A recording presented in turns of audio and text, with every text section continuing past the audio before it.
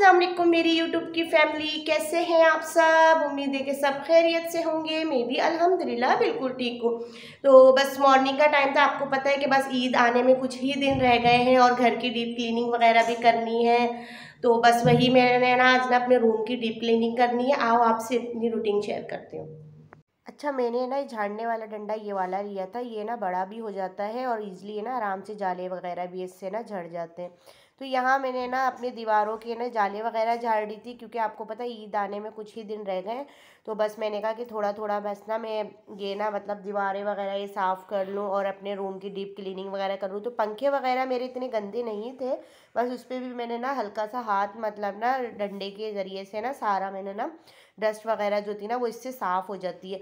हाँ, बहरहाल मैंने जो करनी थी ना, ज़्यादातर जो मैंने अपने कमरे की जो मैंने क्लीनिंग स्टार्ट की थी वो मैंने ज़्यादा इसलिए की थी, मेरे जो रूम की जो ये विंडो है ना ये बहुत ज़्यादा गंदी हो रही थी, डस्ट वगैरह इस पर इतनी हो रही थी और जाले वगैरह भी थे। तो इस वजह से मेरे वैसे रूम में इतने जाले नहीं थे, बट खिड़की की वजह से मैंने ना अपनी है ना आज ना रूम की डीप क्लीनिंग पूरी ही एक साथ कर ली। मैंने कहा फिर बाद में मुझे मसला नहीं होगा। तो जो इसका जो ग्लास है वो भी बहुत ज़्यादा गंदा हुआ था, निशान वगैरह हुए हुए थे। तो मैंने स्कॉच सरफ और स्कॉच ब्राइट लेके ना इसको अच्छे से मैंने साफ़ कर लिया था। और बस एक एक हाथ ही मैंने मारा था, बाकी में ये बिल्कुल क्लीन हो चुका था। तो बस इसी विंडो की वजह से ना मुझे ना अपने रूम की डीप क्लीनिंग पूरी ही करनी पड़ी, क्योंकि मैंने कहा कि बस मैं एक ही दफ़ा सारा साफ़ कर लेती हूँ। और ये ना बाहर की तरफ से सारा देख सकते हैं आप कितनी डस्ट हो रही थी, तो ये बहुत कम ही साफ़ मैं करती हूँ। तो बस मैंने कहा कि आज मैं ना इसको ना धो लेती हूँ। तो यहाँ मैंने ना सरफ़ के पानी से ना अच्छे से धो लिया था। और मतलब कि नीचे मतलब गली के अंदर पानी जाता है, तो कुछ लोग मतलब बोल भी रहे थे कि रोके रोके, तो मैंने फिर थोड़ा रोक रोक के देख देख के सारा पानी डाला। मैंने कहा मेरी वजह से किसी को परेशानी ना हो। तो इस वजह से मैं बस थोड़ा थोड़ा पानी से मैंने इसको साफ़ कर लिया था।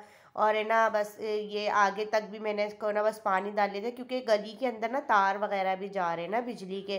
तो फिर हर चीज़ देख के करनी पड़ती है। तो इस वजह से मैं ये बहुत ही कम विंडो को ना साफ़ करती हूँ अपने। बस बाहर अंदर से तो मैं कर लेती हूँ, बाहर से बहुत कम करती हूँ।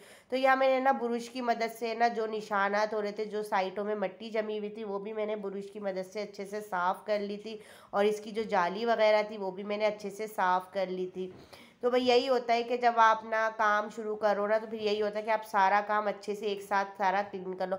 और फिर उसके बाद जो मेरी विंडो की तरफ की जो मतलब कि और फिर मैंने ना अंदर की तरफ से ये ना दीवार वगैरह भी साफ़ कर ली थी। और अहमद मेरे साथ हेल्प करवा रहे थे, तो मैंने कहा बस साथ साथ मैं रूम की दीवारें भी साफ़ कर लेती हूँ। और ना बस ये विंडो तो मेरी बिल्कुल अच्छे से साफ़ हो चुकी थी, क्लीन वगैरह जाले वगैरह बिल्कुल सब मैंने साफ़ कर लिए थे। उसके बाद मैंने अपने रूम का फ़र्श भी धोना था।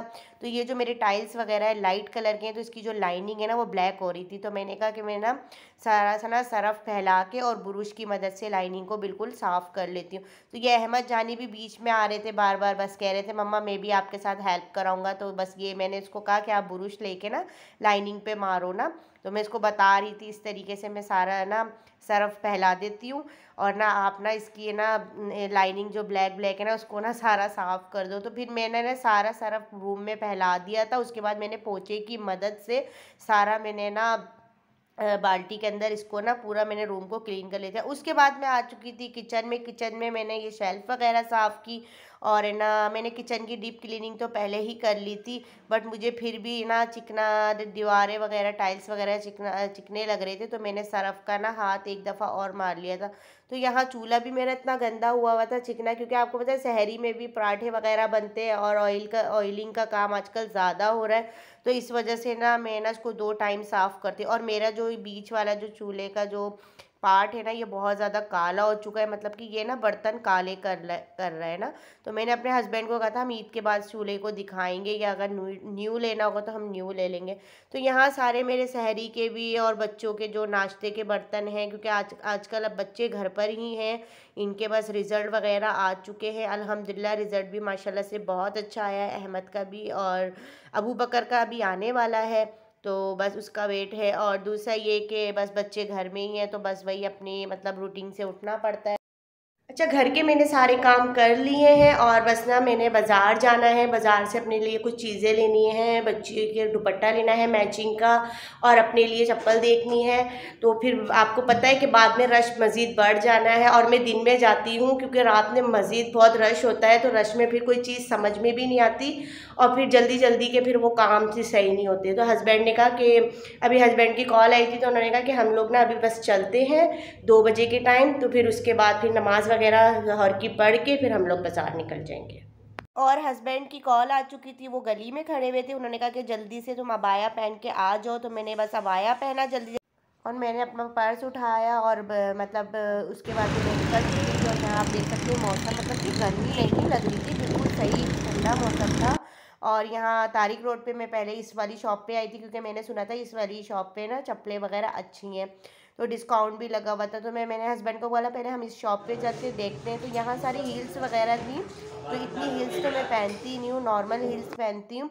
तो यहाँ मुझे मेरे सूट की मैचिंग की ये चप्पल मुझे थोड़ी अच्छी लगी थी, तो फिर मैंने सोचा कि फिर हस्बैंड ने कहा कि तुम इतनी हील्स पहन लोगी, तो फिर मैंने कहा चलो ये हील्स तो ये ना कि आप बस मतलब किसी इवेंट वगैरह में जाओ तो पहन सकते हो, मतलब नॉर्मली नहीं पहन सकते आप कहीं आने से। तो यहाँ फिर मैं आ चुकी थी दुपट्टों की शॉप पे, तो यहाँ मैं ना दुपट्टे मैच कर रही थी, बट मुझे इस पे ना ये स्काई ब्लू कलर का ना मैच अच्छा लग रहा था, पिंक वाला मुझे ज़्यादा नहीं अच्छा लग रहा था। तो मैंने ना स्काई कलर का दुपट्टा ना डन कर लिया था और फिर साथ साथ मैंने ना पीको भी करा ली थी क्योंकि इसी शॉप पे पीको भी हो रही थी, तो मैंने साथ साथ पीको भी करवा ली थी। तो यहाँ मेरे ये काम तो मेरा कंप्लीट हो चुका था। तो बस यही है कि छोटे छोटे काम होते हैं, फिर आप ना एनी टाइम करो तो फिर बहुत मुश्किल होता है। तो फिर मैंने कहा कि साथ साथ में पीको भी करवा ली थी। उसके बाद हम आ चुके थे मॉल में। तो मॉल में यहाँ आप देख सकते हैं बिल्कुल भी रश नहीं है और इसी वजह से मैं दिन में आती। तो मैंने अपने लिए सारी शॉप ढूंढने के बाद मैंने ये चप्पल डन की थी अपने लिए। उसके बाद मैं आ चुकी थी दूसरी वाली मतलब शॉप पे, वहाँ मैंने हस्बैंड के लिए ड्रेस देखना था। तो यहाँ वो देख रहे थे, तो यहाँ मैं ये दिखाना चाह रही थी आप लोगों को कि देखें बिल्कुल भी रश नहीं है। कुछ लोग हैं, रात में तो बहुत ही रश बढ़ जाना था। तो यहाँ हस्बैंड अपने लिए ना कमीज शलवार देख रहे थे, तो हस्बैंड को भी ये ड्रेस पसंद आया था और मुझे भी पसंद आया था, ये कलर भी ड्रेस भी। तो मैंने कहा आप अब ये डन कर लें क्योंकि हमने बहुत सारी शॉप ढूंढी थी तो वहाँ बिल्कुल भी हमें समझ नहीं आ रहा था। उसके बाद मैंने चूड़ियाँ लेनी थी, जो मुझे चूड़ियाँ बहुत पसंद थी, तो मैंने ना अपनी भी ड्रेस की मैचिंग करनी थी। तो यहाँ मैं साइज़ देख रही थी, तो ये साइज़ मुझे बिल्कुल सही आ रहा था।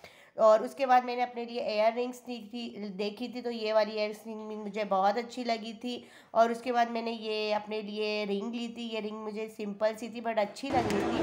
और उसके बाद ना फिर हम ना बस मॉल का चक्कर लगाते हुए बस हम आ चुके थे घर और 6:15 हो चुके थे। तो फिर मैंने जल्दी जल्दी फ्रूट्स को धोया और कटिंग करने लग गई थी, साथ में हस्बैंड ने भी हेल्प करवा दी थी। तो उसके बाद ना फिर ना हम ना आते हुए ये ना रोल और ना जलेबियाँ लेकर आ गए थे साहद वालों से। और बस हमने यहाँ की साहद वालों की बहुत अच्छी होती है। उसके बाद अल्हम्दुलिल्लाह हमने लोगों ने रोज़ा खोल लिया था। और रोज़े खोलने के बाद फिर मैं आपको ये दिखाना चाह रही थी कि मैंने अच्छा, तो मैं ना जो क्लीजिंग जो यूज़ करती हूँ ना, वो ये डर्मा की क्लीजिंग मैं ना अपने फेस पे अप्लाई करती हूँ, ये बहुत अच्छी होती है डर्मा की। और इस पे मैंने ना मतलब अपने लिए ये ना मस्कारा भी ले लिया था साथ ही। और ये मैंने ना मिस रोज़ का मैं फाउंडेशन अपने फेस पे अप्लाई करती हूँ, मिस रोज़ का बहुत अच्छा प्रोडक्ट होता है।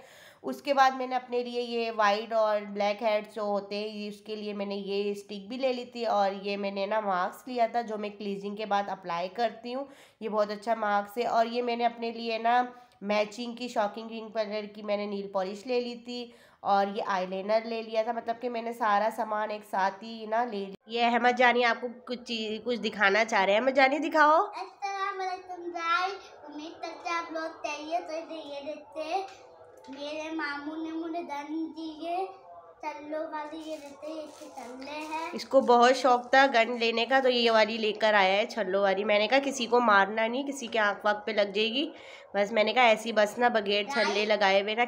उम्मीद है कि आपको मेरा आज का ये व्लॉग पसंद आया होगा। अगर पसंद आए तो वीडियो को पूरा वॉच करें, नहीं हो तो सब्सक्राइब करके जाए और लाइक कमेंट सब्सक्राइब तो लाजमी बनता है। इंशाल्लाह आपसे मिलते हैं नेक्स्ट व्लॉग में। अल्लाह हाफिज़।